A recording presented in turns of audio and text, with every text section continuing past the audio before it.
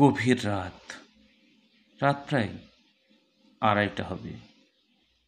আর্যর চোখে এক ফোঁটা ঘুমও নেই। বিছানায় শুয়ে এপাশ ওপাশ করছে। মনটা অস্থির। মনের মাঝে ভারী এক দ্বন্দ্ব। কি করবে সে? একদিকে আকাশ, সুশিক্ষিত, হ্যান্ডসাম, সমাজে প্রতিষ্ঠিত। বাবা মা তাকে পছন্দ করেছে তার জন্য। আর অন্যদিকে রবি, রাজুর 7 বছরের ভালোবাসা। এক কোচিং সেন্টারের সামান্য বেতনের প্রাইভেট টিউটার। আর্যর পরিবার কখনোই রবিকে মেনে নিতে পারেনি।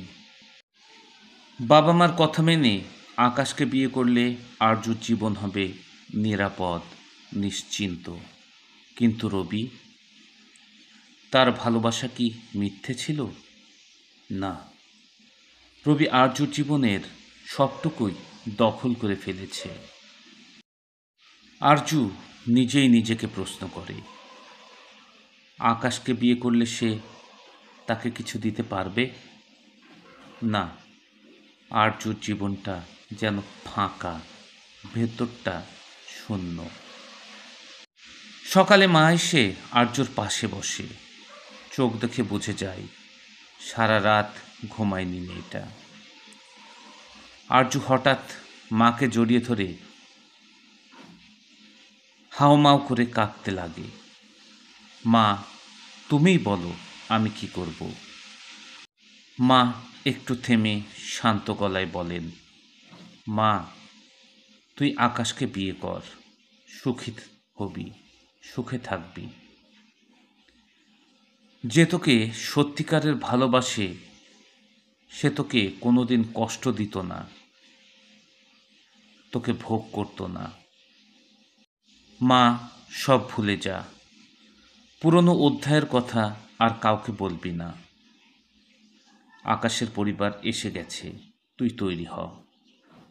আরজু মায়ের চোখে জল দেখে আর কথা বলে না, মাথা নিচু করে রাজি হয়ে যায়। বিয়ের দিন বাড়ি জুড়ে সাজ সাজ রব। সবাই ব্যস্ত বিয়ের প্রস্তুতিতে। আরজু ঘরের দরজা বন্ধ করে বসে আছে।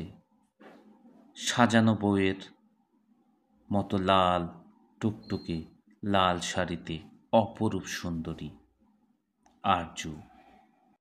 হঠাৎ মোবাইলে আসে একটি মেসেজ। এরপর আর কোনো সাড়া মেলে না। ডাকাডাকির পরেও আরজু দরজা খোলে না। শেষমেশ দরজা ভাঙা হয়। পাই হতবাক। নিথর দেহ পড়ে আছে বিছানায়। মুখের কোণে বিষাক্ত লাল ফেনা।